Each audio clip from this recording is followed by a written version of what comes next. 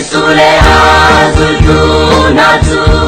Jericho kwani ankal yawa Nito bertemu niat haitika Sisu tu Hong tezang patwa tina am Boy pa pembujan katu ati Boy Sisu ni tu Nasong nati am Nam terjang bakal ati Kasale karau Adam lawi nan umma Lungrat hai leban samau sami nan umma Cilung ket wai le niti kain Sumangin boy pa kan hal atsum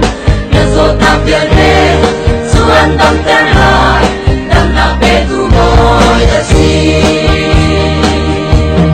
Cingui pasrani Dan nak dua Boy bagan sampat Tua in an au Boy pa dia bang rin An zot na pierde In an dam Kan baca dia tu Zum tu zatun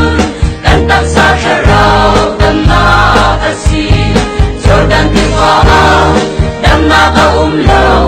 Abya Adam nak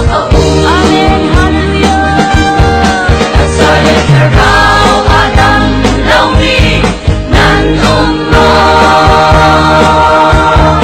Lungrat hai leban samau sami Nan umlaw Silong ket wai le niti kain Sumangin boy pa kan hal atsum Nazot na pierde Suan tam terhad Tam na petu moy asi